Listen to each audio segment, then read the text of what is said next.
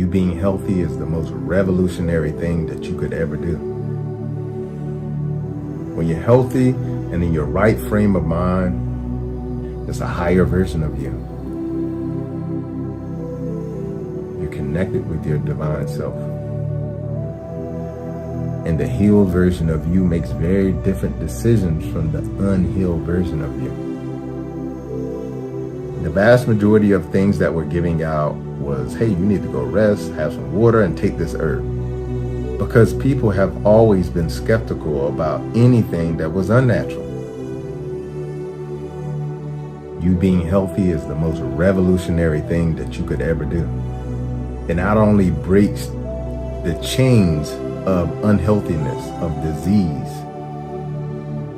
of inflammation, of bondage, mentally and physically for you, but it breaks the generational curse of you passing that down to the next generation.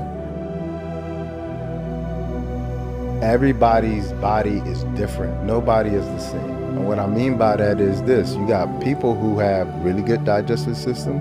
You got other people who have really poor digestive systems. You have people who process sugars really well, and you got people who don't. Seeing people who are 97, 102, climb trees, walk up hills, garden, etc. If you get enough magnesium and calcium, that balances your blood pressure. Magnesium causes you to relax. It's literally the chill pill mineral. So if you eat foods that are natural, it's gonna have the right ratios of magnesium and calcium in it. I'll start with the mentality aspect, because I gotta get you in a mode of self-love first. You know, we do all this stuff for our cars. We change the brakes, the tires, the spark plugs, the wires. We clean it on the inside, the outside. We change the transmission fluid. What do we do like that for maintenance for our bodies? Name one thing. Everything living has a process. I could take the seeds from the fruit, save them from the next generation, and say, hey, when you go grow your land, I already have seeds for you. Seeds will last that long. When I have a seed, I can take that seed and put it in the ground, make a tree. You see what I'm saying? Seeds are infinite, they're divine. So when you remove the divinity out of the food, you gotta understand what you've done there. Even when you look at us as human beings, we come from a seed. We come from a place where it was all about, I didn't need to do it on my own. But now we're trying to do everything on our own. We'll become individuals instead of a community now. And you have to understand that this body is just a vehicle for us, a human experience as a spiritual being. But you can't have that full experience as a spiritual being if the body is tampered with. And so I want to hear the things that I'm supposed to hear and see the things that I'm supposed to see. And I want to speak the words that I'm supposed to speak. I want to think the thoughts that I'm supposed to think. But I can't do that when my body's riddled with inflammation. I can't do that when my pineal gland is calcified. And we've been taught that being in love with yourself is a very selfish thing. But that's why we can't do proper self-care, because self-care is self-love. So that's the first and most important thing. I'll tell people all the time, herbs don't actually heal. What they do is they return you back to your divinity.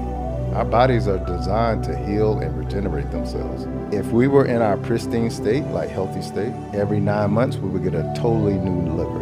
Every 120 days we get a totally new blood supply. I can go on and on. Our bodies regenerate themselves. But if your body is riddled with toxicity and you have a lot of deficiency, it cannot do it. Yeah, there's a period. It's just like everything. When you see somebody in the movies and they're going from, all right, I'm gonna stop this drug habit, the withdrawal symptoms come. And when they come, most people try to alleviate those symptoms by taking something. And what they're doing is stopping the process. So when you got mucus coming out of the body, that's part of the process. Genes are like light switches. They can be turned on and off. You eat the wrong kind of foods, you're gonna turn on genes that are for cancer. You eat the right kind of foods, you're gonna turn the genes that suppress cancer. If you go back to ancient times, you'll see that All of the great mystics, all of the great prophets at some point in their journey did a fast. And many of them did a fast for 21 days, 40 days, and 40 nights. Especially when it comes to things that are difficult to heal. But if you go through a fast, especially a water fast, over an extended period of time, any impurities that you put in and on your body, you will instantly have a response to. So it's important to know that at the end of a fast, you want to put something in your body. The first thing I would highly recommend is something like melon fruit, a cantaloupe, a honeydew melon, watermelon if it's in season, those type of things. That's what you're supposed to have. You've never done a fast, you've never eaten healthy before, don't start, I'm gonna do 7 days of water fasting. Don't do that to yourself. Prepare your body before you do fasting by removing sugars and processed foods from your diet, meat, dairy, those type of things. Do that first so that your body is in the process.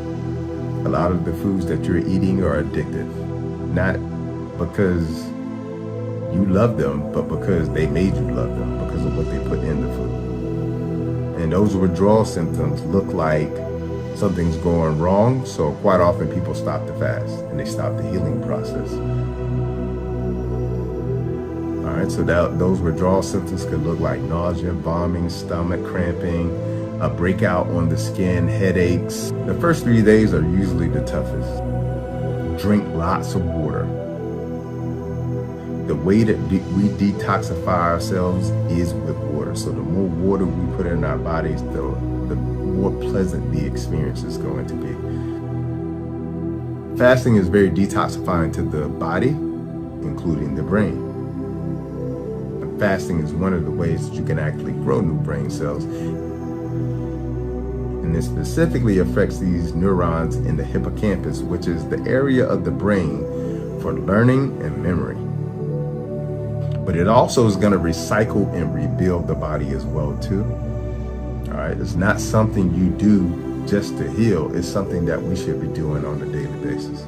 We're always trying to figure out how can we trigger our body to do what it's designed to do, which is heal itself, which is to regenerate itself, which is to protect, which is to reproduce. This is one of those ancient sort of hacks